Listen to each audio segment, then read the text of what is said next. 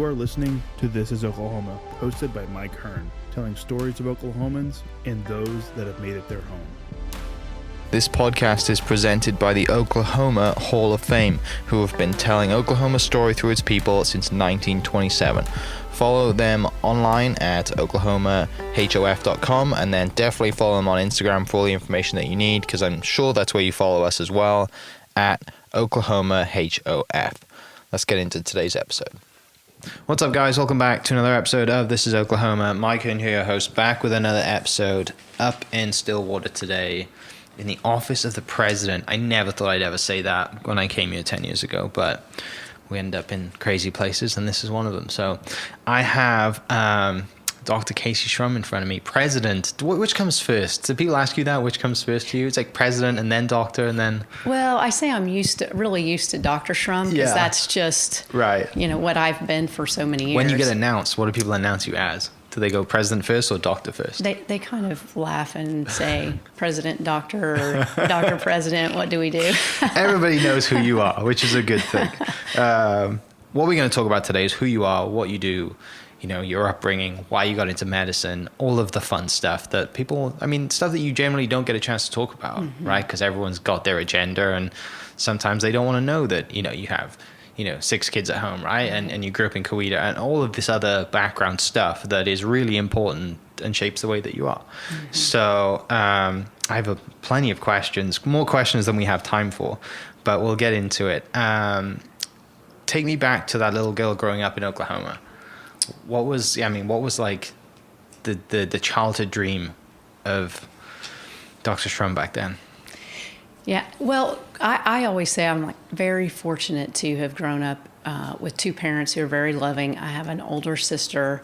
We're very close, and really had a very supportive childhood. My parents always told me I could do anything I wanted to do as long as I was willing to work hard to achieve it. And I really was into athletics. That was really what I wanted to do. I wanted to go to college to play softball. I wanted to go to the Olympics. I had some big dreams. And growing up, I really, didn't have a dream in mind. My sister always teases me because when I was really young, I told her I wanted to be a horse jockey. And she has never let me live that down. She was like, someday you're going to realize how silly that was. But I had lots of friends who had horses, and I just thought that was the coolest thing ever. I really didn't focus in on what I wanted to do until I went to college, and I was there playing softball. I always liked science. I was always really interested in science. And so when I went off to school, my parents really, they just said, work hard in the classroom, you'll figure it out.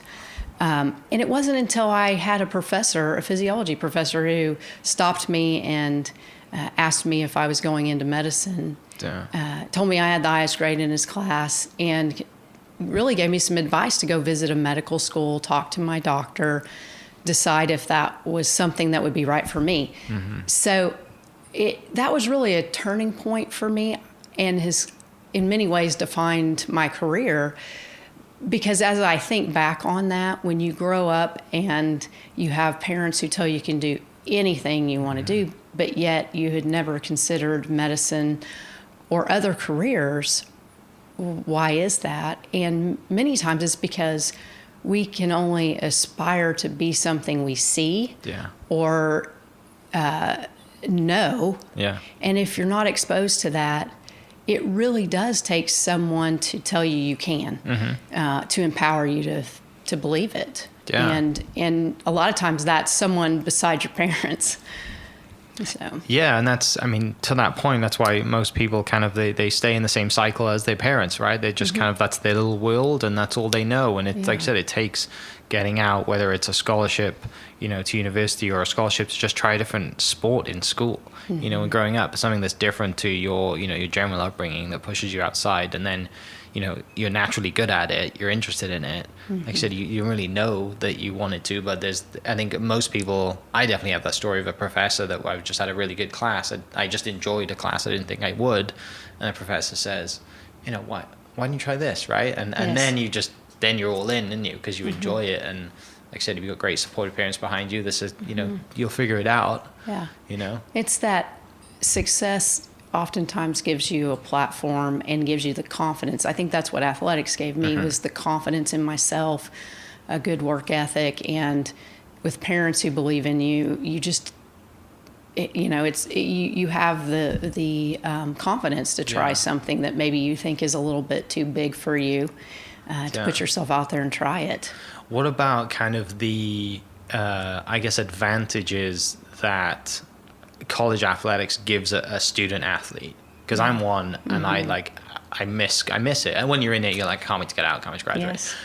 But when you're in, when you look back, you're like, I'd love to go back to playing golf three hours every day, getting to play golf 3 hours every day and not have to work. Yeah, I think it taught me a lot about life, a lot about leadership. When I have an opportunity to, talk to student athletes, I always talk about not just when I get together with my former teammates, which I have 6 that I'm still close with. We get together every year, and we talk frequently. We rarely talk about games or particular games, maybe on occasion, but it's mostly about the relationships, funny stories that happen, and you share those. But what I try to tell students is it's really an opportunity to learn about yourself. I learned a lot, as much playing and competing as I did at times, sitting on the bench. You learn about being a part of a team, regardless of what you play. You get the perspective of, what it means when you do get to be the starter and you have all this success, to remember those people who don't, because they're still a part of your team. And I think it just gives you an advantage. And I also felt like it gave me a group of people immediately who were my people, and they're your support group, and you're going through all of these new experiences with. Yeah. So, and the discipline of having to be there every day, and controlling your thoughts and having positive thoughts, and all of those things that it takes to be successful and to compete at a high level are things that you use in life. And I always, had a coach that was in high school, and he was really, really tough on me. And, one of my friends, it's kind of a funny story. I would, probably not tell this story very often, but when I first came on his team, I was, very, sensitive was what I would say.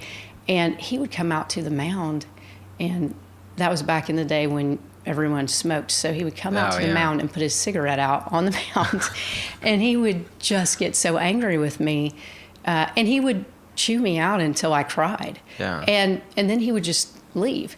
And one day my friend was sitting on the bench, and she said, he laughs every time he comes off the field. And at that moment I thought, no matter what he says when he comes out here, because now it's a game. Yeah. I knew what he was doing. Trying to break you. And but it made me tougher. Yeah. And even though that wasn't really a pleasant experience, I learned a lot about that experience, and it made me stronger. It made me a better competitor. Yeah. And, I think sometimes in those moments where we're not happy or pleased with what's going on, or feel bad about it, there's always something to learn. Always. From it. You just have to look for it. Yeah.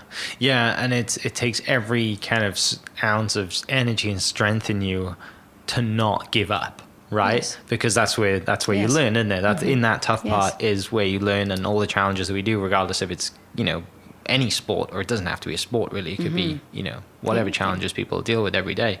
It's, choosing not to give up and give in, and because then that could spiral, and it could be, and lead into other parts of your life.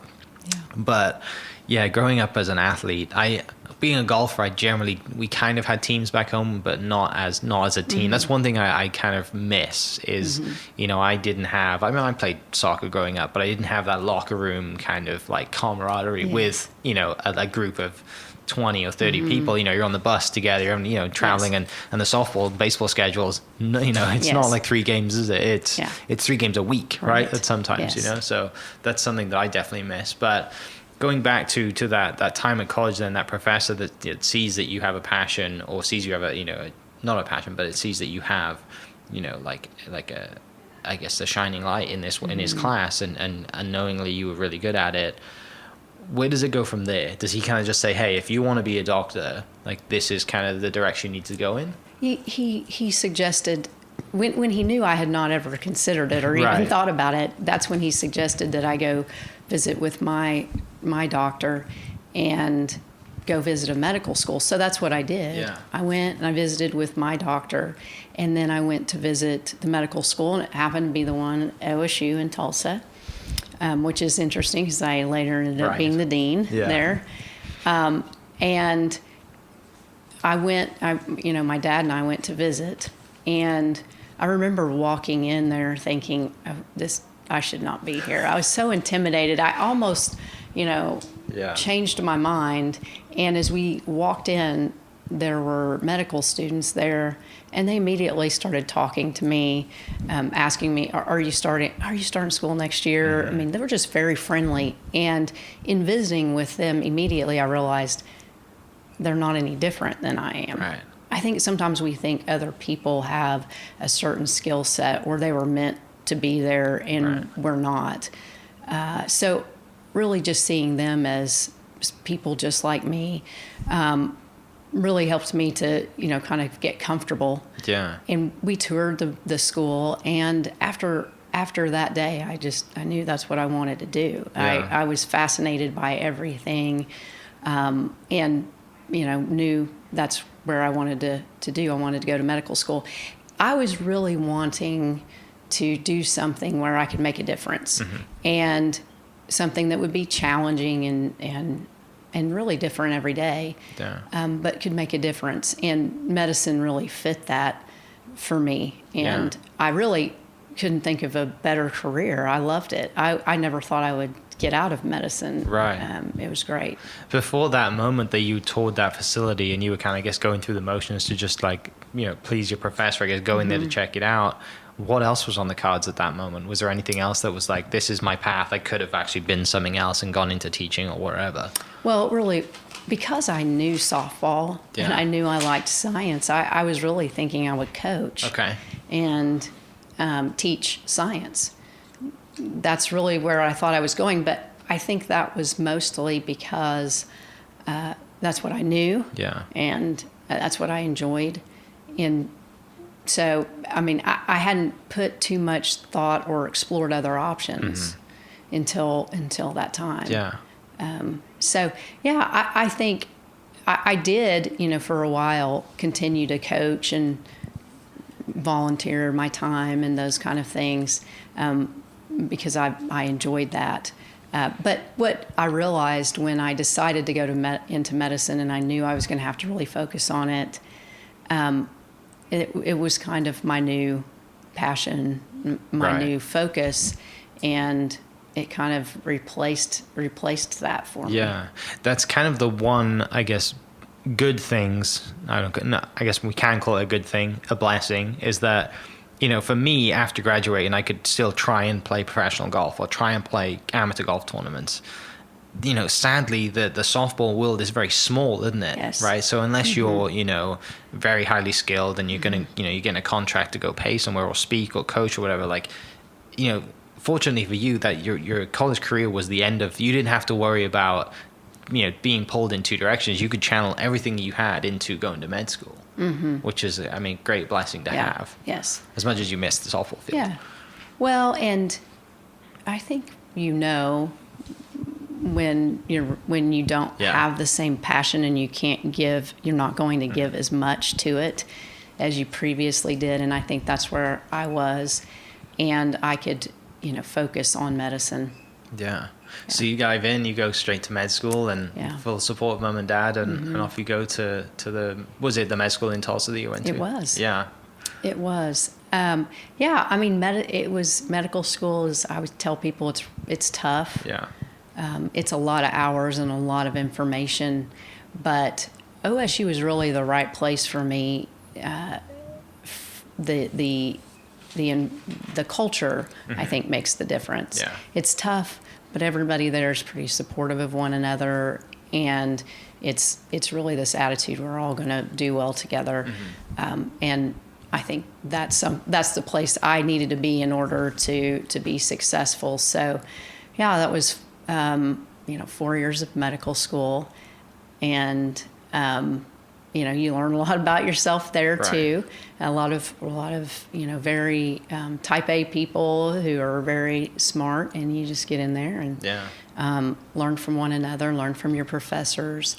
And then, as I graduated, I really wasn't sure what specialty I wanted to go into. So the funny thing, when one of my very first days in class, I was sitting next to a friend. Well, she would later become one of my very best friends. And she was telling me she wanted to be a pediatrician. She knew what she wanted to do. And I said, I don't really know what I want to do. I just know I don't want to be a pediatrician. I had this idea of small rooms and screaming kids all day long. And there may be some reality to that, but I never heard any of that, when I was there and practicing. But again, I did a rotation with a physician, my first pediatrics rotation, and I really liked it. And that, I think, really changed my whole view. Yeah. I really liked the idea of an ongoing relationship and really being able to not just focus on the health aspect, but helping families grow, helping parents. Yeah. I had a lot of very young single mothers in my practice who some of them didn't have much of a role model for parenting. So that aspect of it too was very rewarding to me. Yeah. And medicine, pediatrics has this really, I always say it's really bad if it's a bad day. But there's a lot of really good days in there too. And to be able to do that was really just an honor that people would entrust their children with you. And, I just fell in love with the practice of pediatrics and have always enjoyed it. And now it's funny because I see kids that are here on this campus that were my patients. And so, really? Yes, they'll come up and say hi, and I'm happy to see that they're doing well. I did my job. They're here and they're healthy, and so it's good. Was it then during this time that you realized that there was a real need for kind of rural medicine, and that way you get kind of the passion for fighting, and developing, like I said, that area a lot more than what it is, what it was then to what it is now? Yeah, I grew up in a rural area, and I remember one just in particular. My great-grandfather had cancer, and I was pretty young, and I remember being over at their house kind of playing out in the yard, and my parents were there because my great-grandfather wasn't doing well. And the doctor came over to see him and came in the house. And I just remember kind of watching him walk across the yard, just thinking, wow, that's just amazing. This, really special person's coming to see my grandfather so he can be at home. And, that we lived out in the country. So that was, really, I think at one point in time, something that a lot of physicians did. And my whole family saw that physician. Yeah. And I realized the importance of having access to health care, how important it is. We didn't always have a doctor in our hometown, and then we did. And he really took care of our whole family, multiple generations. And so I think I saw the importance of that at a very young age. And then as I got more involved and I went into practice and would see how far people were driving to see me. And knowing that it's not just me, it's just there's a shortage, and especially in rural areas, that was pretty impactful. And as I had the opportunity to really take a leadership role at the medical school, and that's the mission there, I just said, this is a really important mission. And I think at some times people shied away from that a little bit.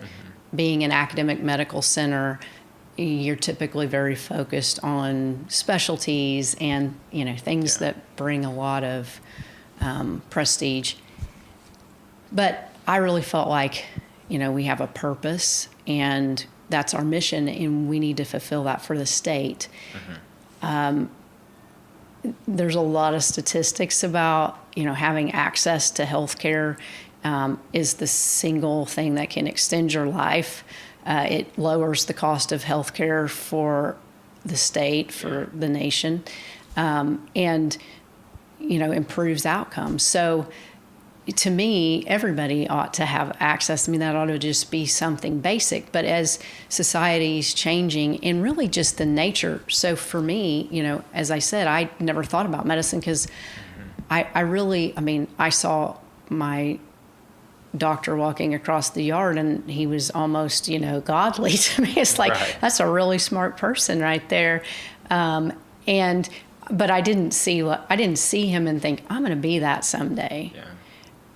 So as we're thinking about who's going to go back and take care of these communities, you also think about who's most likely to be exposed to medicine or be encouraged to go into medicine or have an educational background that lends to that. And it's people who grow up in urban areas just for the sake of exposure and opportunity for exposure. And you lay that on top of, we know the people that go to practice in rural areas and will stay, or more likely they came from a rural area, and having that background is really important. So to me, really focusing in on what we know and those rural youth was very important, because we're not just magically going to convince someone who grew up in the city to go embrace a rural lifestyle. Now, sometimes we might, but if you have that purpose and you have seen how that impacts you and others, I think you're more likely to go there and stay and be a part of that community. Right. And so, to me, that was what really drew me, honestly, into to becoming the dean, and away from active practice was, look, the medical school and that education changed my life, and I was able to touch those patients that were in my practice.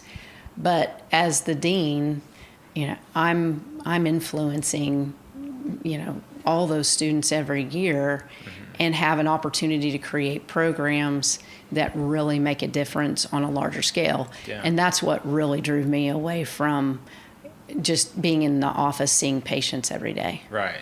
Yeah, it's, our passions stay the same, but our goals change, right? And you mentioned earlier you want to be in the business of changing lives and helping people, and then, you get into medicine, and then, like I said, what else can I do?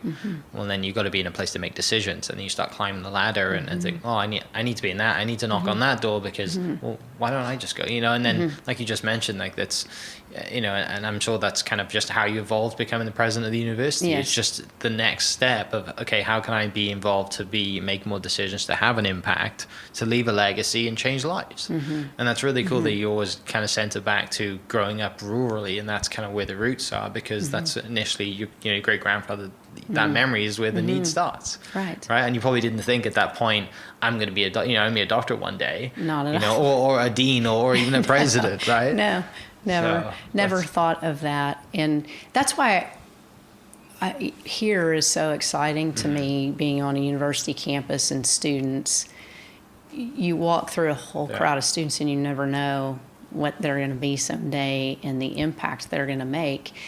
And I always try to encourage them to dream big. Think of what you would do if anything were possible, and then do that. Because it is. A lot of times I don't know that I knew this, at a younger age, and I really wish I did.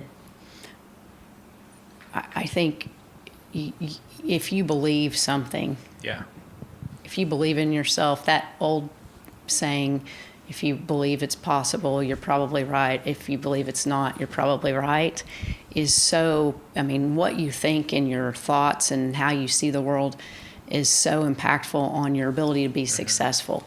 And, really trying to encourage students to think that way, because, I can think back where I've accomplished things that, I never would have thought that I could, or others didn't believe I could.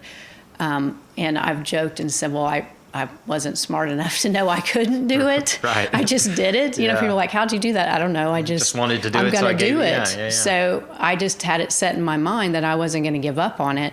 And it happened. Yeah. So that, I think you have to have that belief in yourself, and then really just work hard. It doesn't happen just believing in yourself and sitting back and waiting for something to happen. But that's what's exciting to me about the university and the students, because they're at the beginning of all possibilities for themselves. Yeah, no, I totally agree with you, and that's the perfect statement to put it, because in a day, any day really, but especially in today's age, you can reach anyone around the world through your phone pretty much, and there's no stopping you. You can do interviews over the phone. It doesn't matter. Like if you want, like for me, if I want to interview, I don't know, Toby Keith, for example, or Garth Brooks would be awesome. It would be great to just get him on the phone. It's possible. I've just got to get his phone number. Right. So going forward then, what do you remember, I guess, about the first time somebody came to you and said, I've put your name forward, or I think you'd be great for this, the presidency, and then, President Hargis is stepping down. Like, what was that day? Do you remember that? I remember the first person before President Hargis announced that he was retiring. My husband actually said, you should think about doing that someday. Yeah. And I said to him, I love what I'm doing. I'm not considering doing anything else. Right. And I've always really felt that way. I try to just focus on whatever it is I'm doing, do the best I can do there. And, if opportunities happen, then, I'll really consider that thoughtfully. So that was really the first time. And then, I think as President Hargis announced, then, of course, I had a lot of people asking me, are you going to consider this? And it was, obviously it's a great opportunity. And I always, kind of make a joke that Burns was interviewing me one time, and after I was announced, and he said, so tell us why you applied for the job. And I said, because you said it was the best job in the world, and if anyone ever gets the opportunity, they should take it to be a university president. I just think there's so many opportunities to make a difference. I love Oklahoma State. I feel like many of the opportunities I've had in my life were because of the education that I received and the way that I received it. And I talked a little bit earlier about the culture and, coming from a small town and a really close-knit family.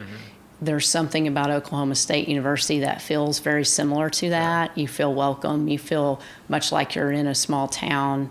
People are very friendly. And so I don't think I, would have been successful without the combination of a great education and a great culture. So that is appealing to me, one. And really just the land-grant mission. I'm very... access and a lot of first-generation college students. Growing up in a rural area, have appreciation for agriculture and the importance of that. And so when I look at taking an opportunity, it's do my passions align with the mission of of that institution? And in this case, it really does. Is there an opportunity to give back? I feel like there is. And it was something that was a little bit scary. I always say if your dreams aren't big, if they don't scare you a little bit, you're probably not thinking big enough. It was, a little bit scary to me to step out of medicine because I've loved that career. I've loved everything about being a part of medicine and what I could accomplish and in a meaningful way. But I feel like this is a bigger opportunity to do that in many different areas, not just medicine, and have access to many students, and so it was worth it. You mentioned your husband Darren. Where'd you guys meet? Okay, we met at Walmart. Okay. he was in a management training program, and before they go to the home office, they had to go out and spend time in stores and do different roles.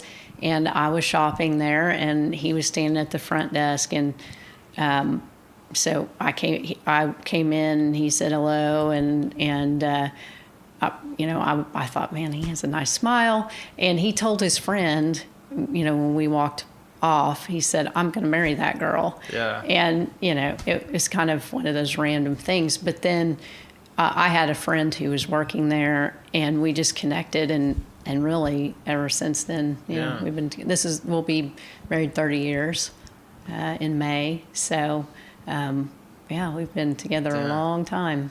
And you said you have 3 kids and you adopted 3. Mm-hmm. And you adopted 3 brothers. Yes.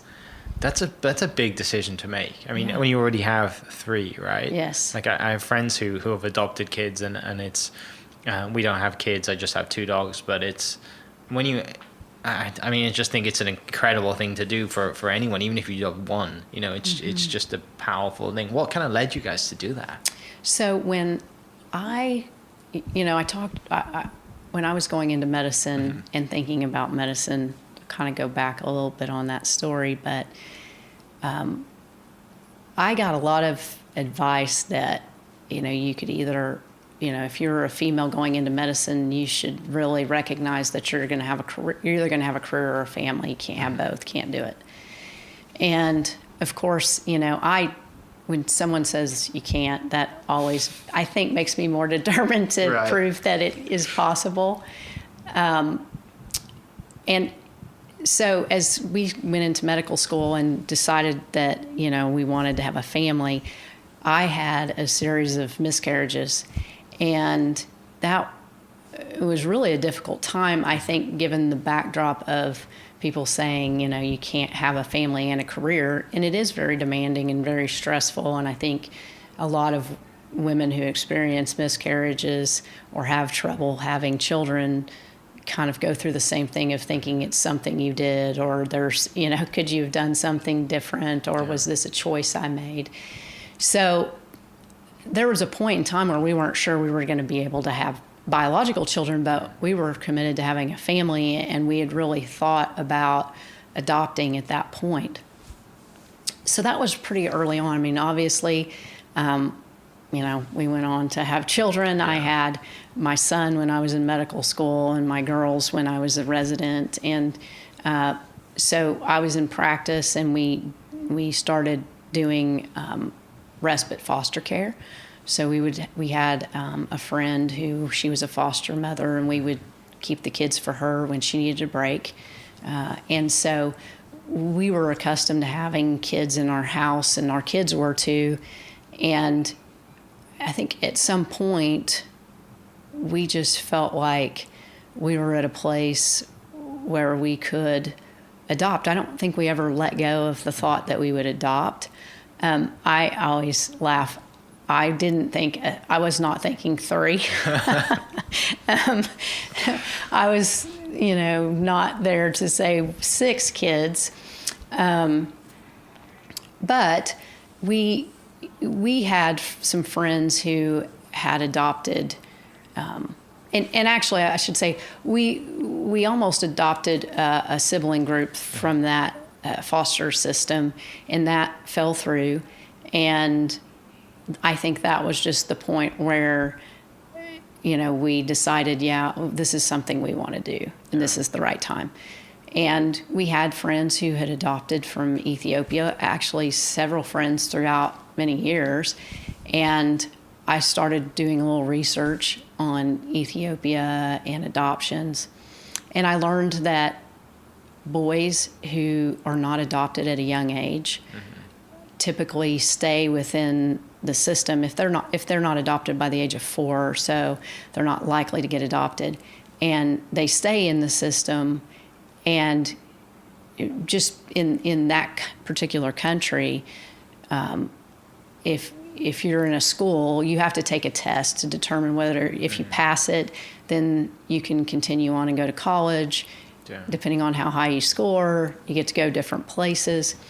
So you see that if you're in a poorer part of the country, or if you're in an orphanage and you don't have much of an opportunity for an education and you don't get adopted, you're really destined to a life of poverty. And those boys typically will, age out, 14, 16 years old, and then go out without a family, and there they are. And so we had a lot of conversations about that if we were going to, do it, we wanted to adopt and to really make a difference for kids who just weren't going to have an opportunity. Yeah. And, we went into it really with this idea that we were just going to be a blessing to these kids. But, you get in and you learn so much from them, and you're just so blessed by them. Their stories are amazing, and they're so resilient. It's just phenomenal. And so, I tell everybody, it's not easy. Right, yeah. Yeah, I talk about that, but you really have to be committed to it. And it's just, if you feel led or called to adopt, it's definitely, you get more out of it than you give, for sure. Yeah. Yeah. That's special. It's really special. And it's great, like you said, that, we chatted before we started recording, that how different they are, and their upbringing is so different to our upbringing, and the intricacies and just the little details that just make them who they are, because like I said, when you adopt someone who's, 3-4 years old, then they miss that. But if you adopt someone who's 12, 13, 14, then like they've had that years of general, that really, that huge kind of important part of their life that they get a lot of their, upbringing from, which I'm sure makes you smile on certain days, and some days makes you really mad. Yeah. There's some funny, things that, they never played organized sports, but they're very athletic. And one of our boys, in Ethiopia, they're very soft-spoken. People don't typically yell. And so you can imagine them going into, high school sports, and the coach is just going crazy, yelling, and they think he's insane. Right. And one of our sons came home and just said, I don't think this coach appreciates me. And so we had to explain, no, that's just the way they are. And don't tell your coach he doesn't appreciate you. It's just going to make it worse. Yeah, yes. Yeah. When you were going through that process, did anyone ask you, one of the questions I have for people is kind of, how do you describe Oklahoma to people? Did anyone ever ask you that during that process? No, I don't think they did. Yeah. We had to see, it's a very long and very in-depth process. And we had to provide them a lot of pictures, and, we talked to them a lot about that. But really, when the boys first came, they didn't speak much English. So it was really trying to explain things to them that, and just their exposure to things that we're very accustomed to. They'd never experienced. Automatic flushing toilets scared them to death. Yeah. They thought someone was in there watching them, or just things that we just take for granted. Right. But I will say, when we lived in a small rural community, we were a little bit concerned about how people would take to the boys, or would they feel comfortable, would they feel welcomed, and kind of speaking to that Oklahoma. Yeah. Kids are amazing, and people really embraced them. One of our sons is class president. They were all just very involved, and the community, I think, just very interested. How often do you get to meet somebody from another country? So they did very well on that, and I think for the most part, coming from Ethiopia to here. Right. A lot of Ethiopia is very rural. So, they have in certain places cattle and those kind of things. So that was something that the boys were very used to. Yeah. Because they didn't grow up in Addis, which is the capital. So I think Oklahoma was okay for them. The whole change, getting used to food and all of those things is a little different. And your other children too. You have a son and 2 girls. Mm-hmm. Yes. How are they doing? They're doing well, and our 2 oldest son and daughter have graduated from OSU. Okay. And so we have 4 that are here. Yeah. And Joseph, he'll be graduating this year. And the other 3, I call them the triplets. They're they're here, and they're all doing really well. They spend time together. Before I was here, Mm-hmm. I would come up here and they were all hanging out with all their friends, and I think they genuinely love one another and feel like, I think someone asked my daughter about it one time, and she said, I can't remember a time when they weren't here. Yeah. They'll ask, how did you feel when your parents were adopting? And she was like, I don't know, because I don't really remember a time when they weren't here. Right. And she was 12 when we adopted. So that's made me feel really good to see them, become, not just siblings, but friends. Yeah. And spend time together. So is it kind of fun being, a mum and president of the university and seeing the kids out there and just like, I mean, I'm sure like people in their class probably give them a little bit of stick, because of who their mum is, but also, it's kind of, I'm sure it's just a great, you're here, you're always here, but you're always busy too. Yes. So it's fun probably just to see them in passing randomly, like, oh, how's it going? It is kind of fun. I mean, it like surprises me when I'm doing something and I see them.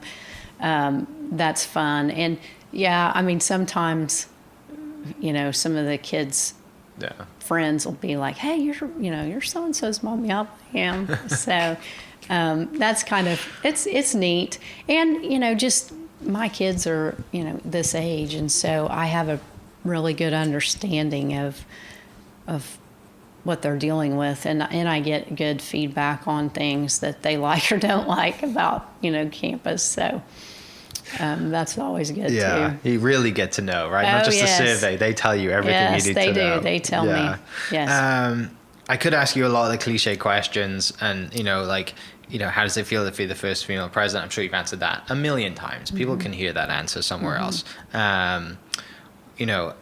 A lot of the time, you were a president during COVID. That's, being in the medical field and being a president, you're probably the best person for the job during that whole time. Yeah. And I know OSU was amazing during that time and still is. You did a huge stuff on that. I want to acknowledge that. I don't want to skip past that because I know you guys did an amazing job.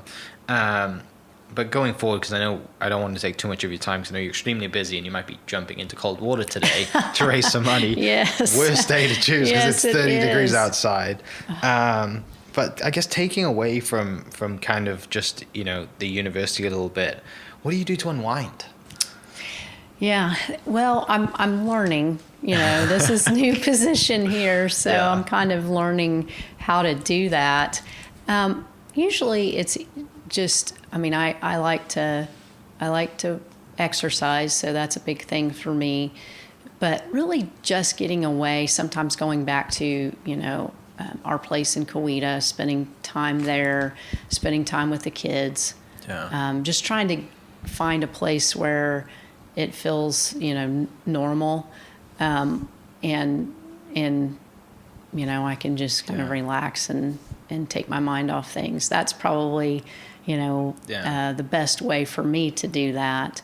And so it's still a work in progress. With any new role, you kind of find yourself trying to figure out how you make sure you still prioritize the things that are important to you, the people that are important to you, and then fulfill your responsibilities in the role that you're in.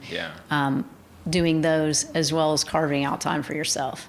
Right. And so everybody does that to some extent. And I think when you get yourself into, a really high visibility role, you have to really think about that. So it's all work in progress. But for me, it's mostly just spending time with, my family, my kids, my friend. I talked about my former teammates. They're pretty good to get my mind off of things and to, focus on what other is, I guess, things. in this period, like what has been, I guess, like, because I mean your job's 24/7, right? Like what is there a period of the year that it's just like, it's pretty quiet during this time? Well, I'm told it's the summer. We'll see what happens. Yeah, we'll see what happens. Fall's very busy. Yeah. And, there were a lot of things that happened in the fall that I think probably don't normally happen. Sure. So I'm not sure. But summer, there's not many people on campus. I think that's when people try to slow down a little bit. So I think that is what I've been told. And I try, to say, okay, I'm going to take some time off and just go do this and try to relax. So, well, hopefully that happens. We'll see what happens this summer, right? Yes, that's the plan. One other thing that interests me, a question to ask people is I mean, and especially with your medical background, what is the question that you would most like answered in the world? What would I like for us to find a solution to? I think mental health. And the role that social media is playing on mental health. I think there's definitely biological and societal reasons for, it seems an increase in some of our mental health issues. And I'm just a believer that, healthy mind is a healthy body, and you lots of opportunities if that's the case. But unfortunately, that's not an option for everyone. And again, I mean, we can think, I just with social media and many gaming and all the technology we have today, I think that is really programming our brains in certain ways that perhaps we haven't studied enough to understand.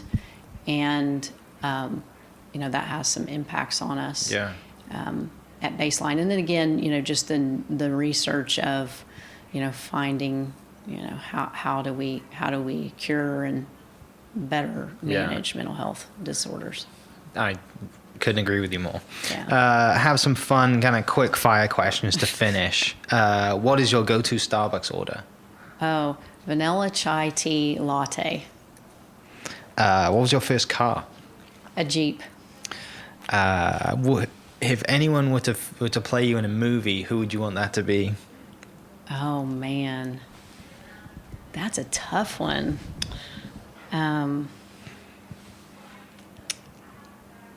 Play me in a movie. Oh wow, I can't believe I can't come up with an answer for that one. I don't know. I've been told off and on, that like either between Helen Hunt and Gwyneth Paltrow look like me. Yeah. I don't know either one, I guess. But whoever, it would be, I guess I would say, someone who, kind of has a fighting spirit, but still can be humble. Yeah. Yeah. Is there a food that you just can't stomach? Oh, food is something I don't like. I'm a very picky eater. Yeah. So. So it's a long list. Yeah, it is. Like anything that kind of is mixed in, or anything that has a crazy texture. For me, it's deviled eggs. Yeah. I look at them and I just think that's never ever going to try it. I just Yeah. don't even want to go there. Pickled okra is kind of that way for me too. It just kind of looks hairy. And, Going the other way, then, what would be your last meal? Oh, ice cream. Yeah. Probably vanilla ice cream, salted caramel, vanilla ice cream, and birthday cake. Yes. Speaking to my soul right Oh, there. yeah. Birthday cake is one of my favorites, and salted caramel. I have a sweet tooth. Who was your childhood celebrity crush? Oh, probably John Stamos. Okay. And last one, what is your favorite Oklahoma memory? Oh, my favorite memory. Man, I have lots of really good memories in Oklahoma. I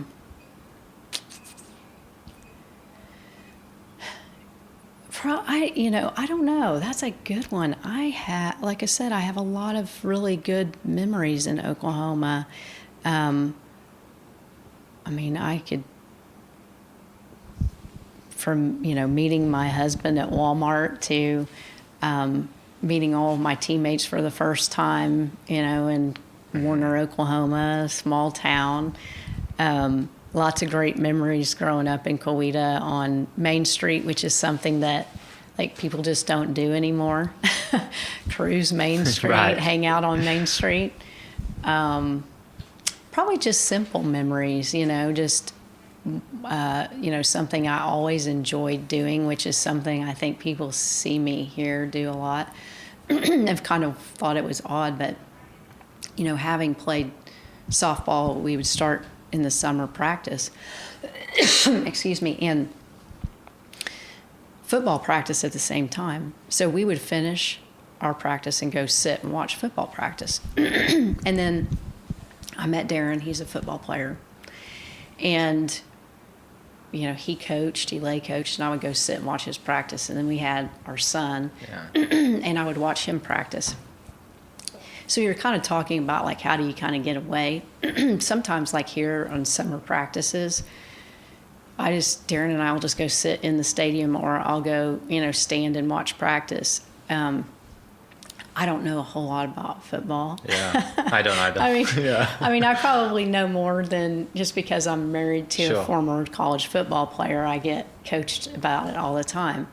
But it's just something I have really positive memories from my youth and from my son being young and all throughout my life, that it probably is a way for me to just kind of disconnect and go to happier times or just more simple times. And so I've always enjoyed that.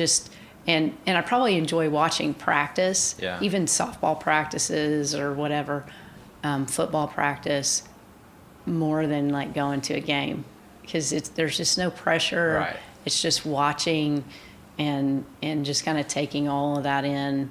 And so that's something that, I really enjoy doing. So that's probably some of my fondest memories, and at least places that if I'm there, it just brings a really positive feeling to me, probably because of my, previous life and experiences. Yeah. That makes so much sense after listening to your story. It like I said, you kind of just go back to what makes you comfortable and reminds you of home and takes you away. And like I said, if you're sat in the stadium or sat on the sideline, standing on the sideline, you're just, you don't have 100,000 people around you, right? It's peaceful. Yes. You're just watching practice and listening to what's going on rather than people screaming, whatever it is. So it makes a lot of sense. Yeah. You'd be a great golf spectator as well. Yes, because you just sit there just and stand there and clap. Yes. Yeah, I do. I and that's something that, Darren and I both enjoy doing, is supporting all the student athletes and really just students in general. We've had 6 kids, and we're used to doing so many different things, from cattle shows to cross country to, speaking, speech competitions. And we've always just gone different places and supported the kids. And I think that's something we enjoy doing here, is just being present, supporting them. There's, to the extent that you can, just being in the background for them to know, hey, we're here watching you and supporting you. That's something that I think we've enjoyed just being able to do since we've been here. Yeah, there's a lot from that, isn't there? Just so they know that you're there, that, they know that you've seen things that have happened, and if they're going to talk to you about it, they know they can, right? They don't always do, and they might always forget about it. But the good thing is that they know you're there, and that's a cool thing that I'm sure to have to experience as a parent. Or sometimes you're waiting for them to talk to you about something that you saw happen, and maybe they think you didn't. But this has been an absolute pleasure. Thank you so much for taking an hour out of your morning to chat with us. You know, the Oklahoma Hall of Fame is a huge part of the podcast, and I know you're on the board of directors there, and I look forward to seeing you again at the meeting this year. I'm meeting your husband as well, Darren. Oh, very good. I'll be down there. But is there anything else you want to finish with or share or tell people other than go Pokes? And well, you know, it always ends with go Pokes, but no, I would say it's just been really the special thing about OSU is the people, really. Yeah. It's been amazing getting to meet all the people and the students. And, you know, you had mentioned a little bit about, you know, what is it like to be, you know, the first female, and now I answered that question, and I have answered that question a lot. What has surprised me is what it means to other people. Yeah. Little girls and, you know, mothers and, you know, kids that when I meet them, it's just so, I'm amazed that I have that kind of an impact on them. But I think it goes back to that seeing somebody who you can relate to do something that no one else has done before, and it just opens doors. And to me, that's really been a surprise. I was at a cattle show this weekend. We were asked to go back to the Muskogee Regional Cattle Show sale, and our kids used to show cattle there, so we did. We drove to Muskogee, and I met this little girl and took a picture with her, and then her mother the next day put on social media, she had tagged me in it. She was in a room playing, and her mom came in, and she said, she heard her talking. She said, "What are you doing?" And she said, "Oh, well, I'm playing, and I'm Dr. Shrum." And she had her hair pulled back in a bun like mine. And she said, "She's so fancy. I just want to be like her," which is so cute. Yeah. But she tried to dress like I was dressed, and just that kind of thing where it's like, look, she's, you know, 7 years old, right, and she's already, you know, thinking like, I want to be a university president, whether she knows that or not. Right. That's what I think is neat about me being the first female president of a university, because it gives kids a way to look for a role model different than what they've seen before. Right. And, you know, they don't know it, but it's like, you know, just her thinking about that, I think makes a lot of the sacrifices and things worth it. No, I totally agree. And now, you know, going back, like, you are now that person that you saw, the doctor that you saw going to see your granddad. Yes. Right? Or you're the professor that said, "Hey, you're the top of the class in this. I think you should go this way." Like, you know, it's amazing how our roles weave and end up in a certain place. But through hard work and following your passion, you have ended up into this role. And like you said, you probably didn't think, you know, at first you didn't think that you'd have little girls coming up to you saying, you know, "I want to be you one day." Like, I think your story is very relatable to a lot of people, right, and that's what makes it so powerful, which is awesome. And, you know, in this day and age, regardless if you're a man or a woman, if you're good at the job, you should have that job, right? Yes. You know, like, I think we're at that stage, you know, we've been at that stage for a long time, but it seems like general population is starting to like accept it. Sadly, obviously it's later than most, you know, but it is being figured out finally, you know, and regardless, it doesn't have to be a presidency. It could be anything, right? The dean earlier, or it could be a coach, you know, referee, whatever it is. So, and I've interviewed many awesome men and women for the podcast, and it makes me the happiest person in the world to do this. I don't, you know, I make a little bit of money from it, but it's not my full-time job yet. But thank you so much for taking an hour out to share some stories. It's awesome to hear your background, you know, to talk about where you met your husband, the kids, love for the school, love for orange, right? Yes, all things orange. Can't get away from it. And for people listening, I'll put the link to your Instagram and contact details in the description, so they can reach out and ask questions that they want to. And we will catch you guys next episode. Cheers. All right. Thank you.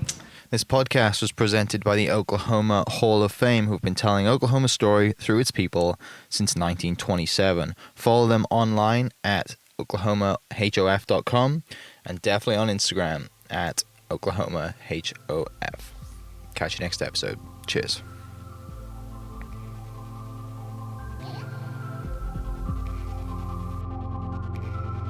Thank you for listening. We are inspired by those around us and hope that you are too. Make sure you subscribe to this podcast on your favorite podcast platform and leave us a review so we can keep telling your stories. For more great Oklahoma content, follow This Is Oklahoma on Facebook and Instagram.